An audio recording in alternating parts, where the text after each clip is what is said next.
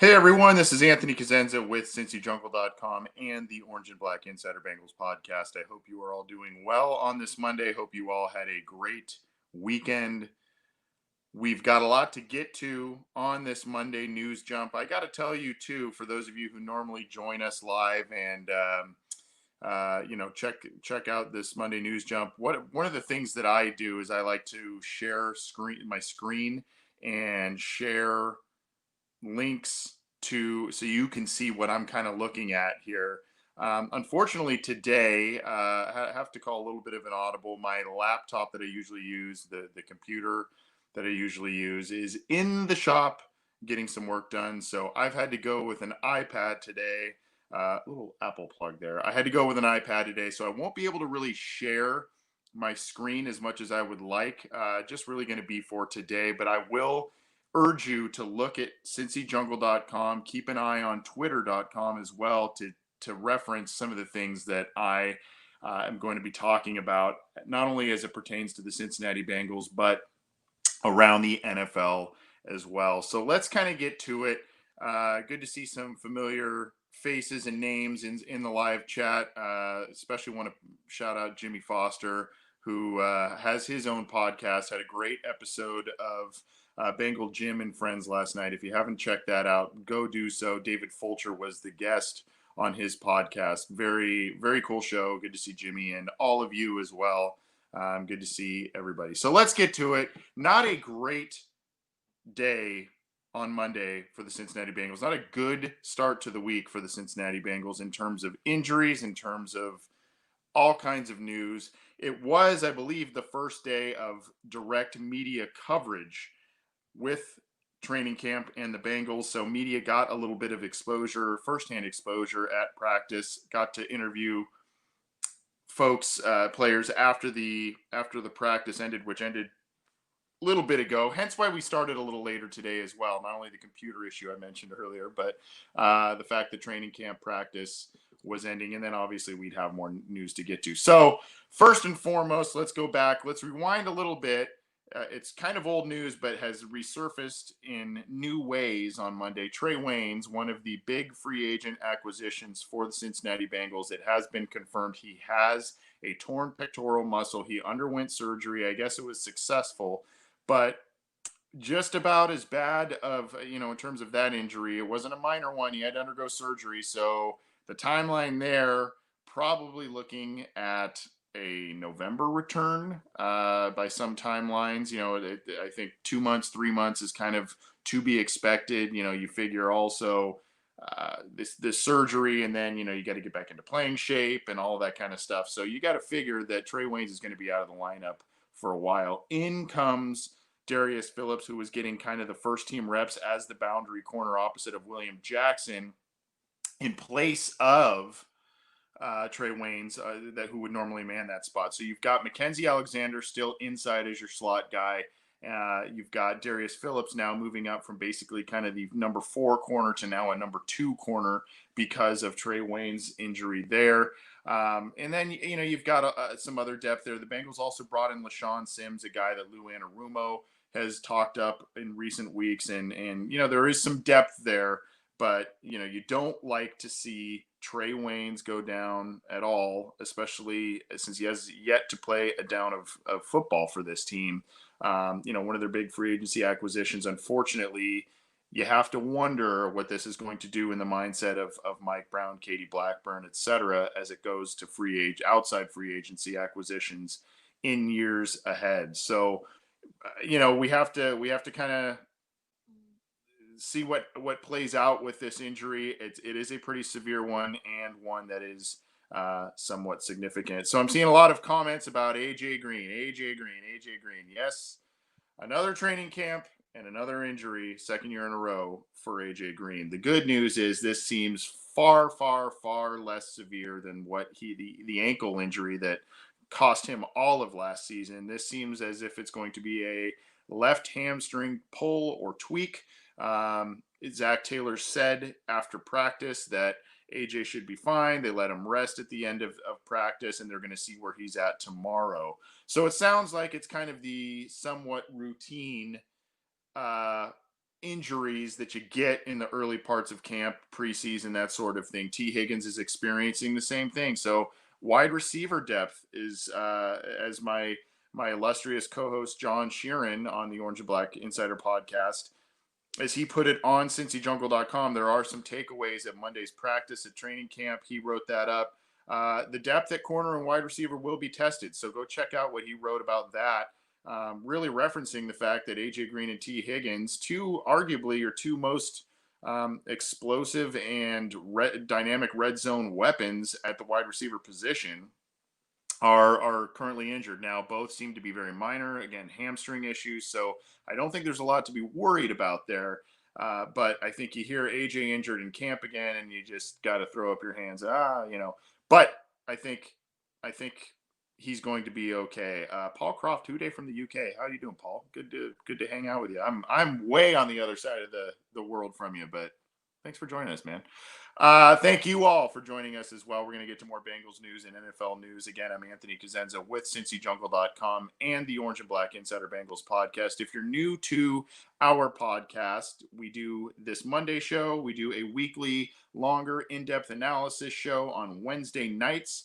And then for most of the Fridays throughout the month, we do listener questions live. I also have a couple of announcements as it pertains to this show, the Cincy Jungle website, and the regular season, whatever that may look like for the NFL. And I'll get to that before we sign off here. But let's talk more bad news when it comes to the Cincinnati Bengals and Rennell Wren. Another position group being hit hard by injuries is defensive tackle. Now, thankfully, with the Ryan Glasgow injury, the Bengals made a move in getting Mike Daniels. When I took the air last Monday, that deal was being finalized. It is a 1-year deal. I think it's worth up to $2.7 million, I believe. So that is a nice acquisition on the defensive line, kind of a rental deal for a guy that's up there in age, but still could be effective, especially as a rotational player. But defensive tackle and defensive line took another hit in big defensive lineman, second-year guy Rennell Wren, a guy that a lot of people have high hopes for in this second year to step up and really help the line out in terms of the rotation and be an effective player potentially. The team also lost Josh Tupou. He opted out of the season. Rennell Wren was already injured early on. He returned to practice as of the last couple of days, and then today he gets carted off with an injury. It doesn't seem, we don't seem to have much information on it in terms of severity. The look in some of the pictures and videos and things that I have seen, he's not grasping an ankle or a knee or anything like that. As he's being carted off, his legs were actually stretched outward, straight outward. Whatever that may mean. I mean, that could be anything from an Achilles to an ankle injury to, just rolled something and he's going to be okay. We don't really know the full extent of it yet, but Rennell Wren does appear to be have at least a somewhat significant injury, being carted off the field at Bengals practice on Monday. I'm seeing some questions, Aaron Powell, does every team have all these injuries? We'll get to some of those news and notes in a little bit as well, but it does seem that the Bengals have a worse streak of luck when it comes to injuries, prevention of injuries, etc. We talked about this on a previous episode of the Orange and Black Insider, where you almost have to wonder. I said earlier in this show, what is this? What does the Trey Waynes injury mean to Mike Brown and company about outside free agency going forward? Are they going to be gun shy again like they were after Antonio Bryant, Lavernius Coles, Terrell Owens, all of these guys? Are they going to be gun shy again when it comes to outside free agency after making such splash moves this year? Does the Trey Waynes injury affect them in that regard? We don't know. It's possible, but my opinion is, if I was sitting in that man's seat or of the Bengals brain trust, if I was in that table and in that discussion, it would cause me to maybe take a look at the medical staff, the conditioning staff, the injury prevention staff, and make sure that you kind of create your own luck in this way by providing top-notch service, top-notch professionals in this. Now, I do know that Zach Taylor, when he came aboard as the head coach last year, he did overhaul the strength and conditioning staff to bring in some fresh, kind of younger guys on that side of the house. But there, to me, this would cause me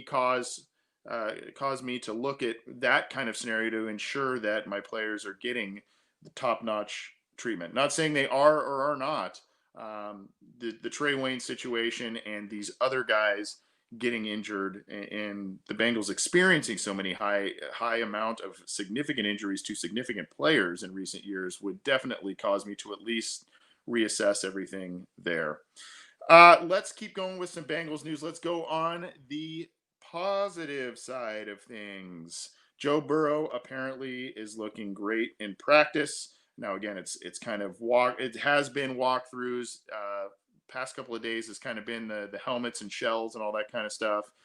Still light contact, etc. But from that, he looks great. The ball's coming out of his hand well, and he's hitting a lot of receivers with high accuracy. There are players being covered now. There is a little bit of contact from a receiver to defensive back standpoint, so there's going to be some contested throws, etc. But apparently, he has looked from what I've gathered on reports, he is looking pretty good on a lot of different fronts. So good news on Joe Burrow, looking pretty good there. Uh, the the other issue, as I mentioned, and by the way, I want to reiterate. Normally, I share my screen so you can see these articles. Unfortunately, I'm doing this via iPad, and that's just not really a viable option here with what I do. But we're just kind of playing substitute, I guess, this week. It'll be back to normal by the time Wednesday and other shows roll around. Um, so Sean Williams is a guy who I guess has been doing a lot of different off-season workouts because of the pandemic and other items, and he feels as if there are a lot of yoga and that sort of thing is going to help him with mobility and all of those sorts of things. I was doing yoga, which I've always done, but doing more of it.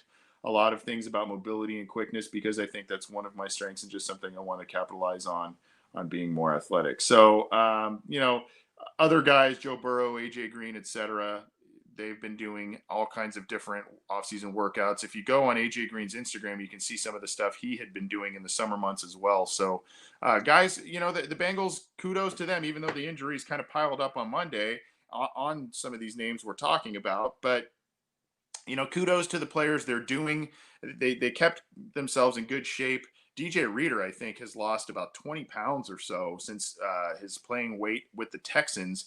And on Monday, here's another little bit of news. On Monday, as he addressed the media, he claims, and we kind of laugh about this because every player says this, but he claims he's in the best shape of his life. And I think that I worry about the shedding of weight a little bit because he was a very effective player at that size on the Houston defensive line. But I do think that this team wants to be very multiple and very diverse up front in what they do, moving all those pieces around and letting them play in different positions on the front of that defense. So I think that also played into Reader maybe looking into losing some of that weight. So some of these guys are talking about going through different workouts as of late and what they've had to do to kind of maintain their conditioning in the pandemic. Uh, Going through, by the way, this is courtesy of Patrick Judas on CincyJungle.com. It's the Bengals news links. The NFL betting, if you are one who likes to place bets and wants to bet on the Cincinnati Bengals, you can win a possible $1.2 million on the long shot Bengals odds. One thing that I do want to share with you as well, I did receive an email from Pete Watt, who is with Oddschecker.com. So if you go to Oddschecker.com, here are some interesting lines for the Cincinnati Bengals in terms of they're plus 155 to win the opener against the Los Angeles Chargers. They're plus 3,000 to win the AFC North, which is the fourth favorite of four. And by the way, the plus 155 odds for winning the opener against the Chargers, they're the second favorite, meaning second favorite of two. They to win the AFC, you got a plus 4,000 odds occurring according to Oddscheckercom. That's the 15th favorite. To win the Super Bowl, they are the 30th favorite, plus 17,000. Joe Burrow to win the MVP, plus 15,000, which is the 40th favorite in terms of overall players.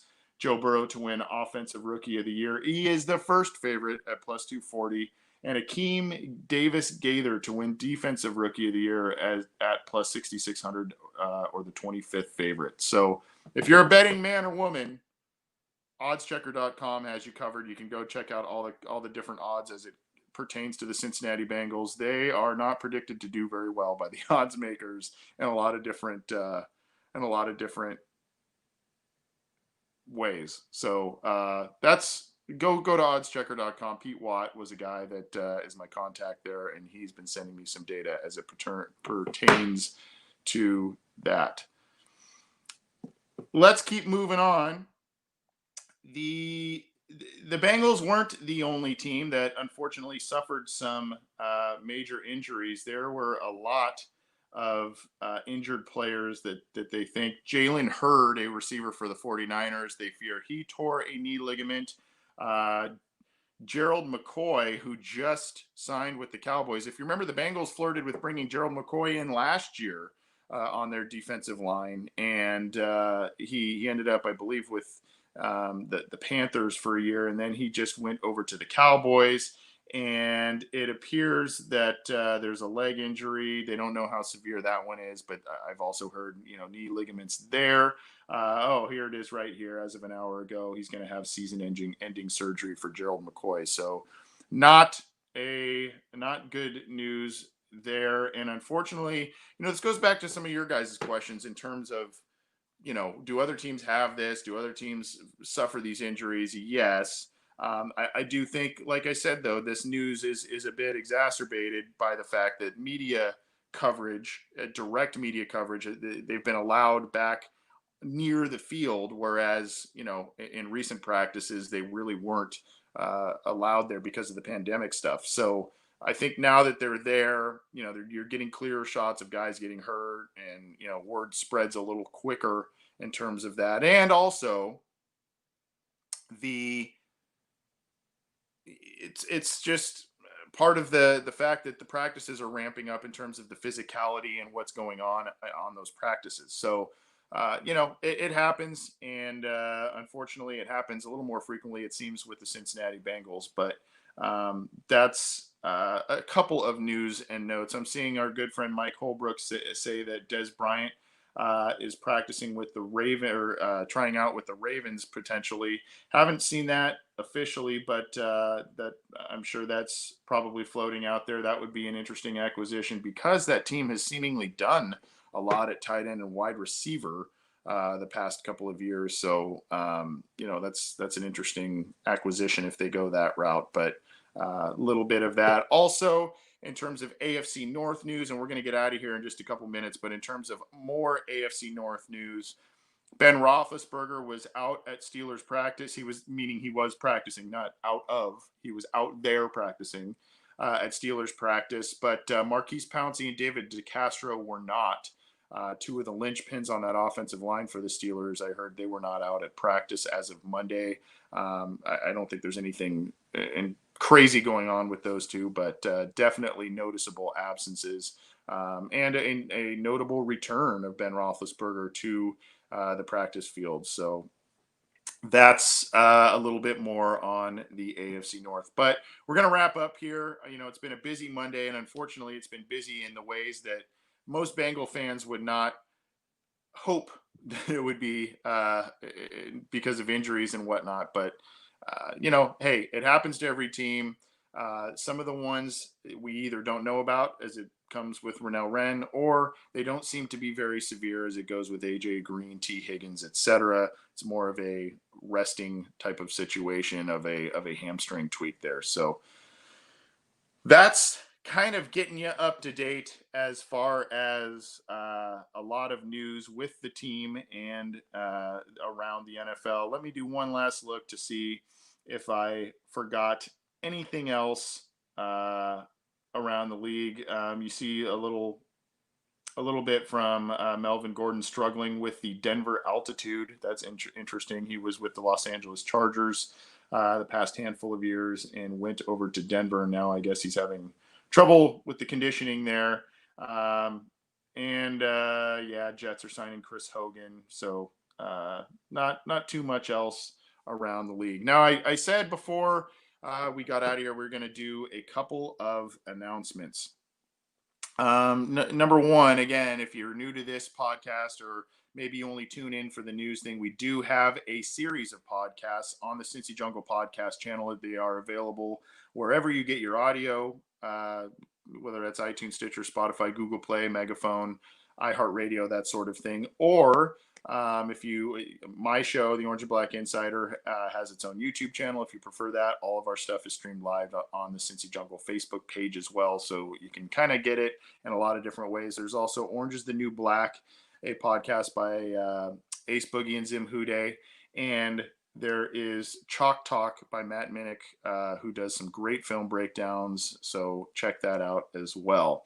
The other, the announcements I want to make in terms of regular season, for those who do not know, we do a post-game analysis similar to this, a post-game analysis after every Bengals game to talk about what happened, what transpired, the win, the loss, the draw, the injuries, all of that. So we break down that, and we will continue that this year. So we hope that you can join us for the live reactions to every game that we cover here for Cincy Jungle. The other thing that we're going to be doing, myself, my co-host John Sheeran, and Matt Minnick, and maybe some others as well, we will be doing some pregame coverage on the website. So if you are interested in getting your Bengals weekend started right, we have some details yet to hash out, but we are going to be doing a pregame show.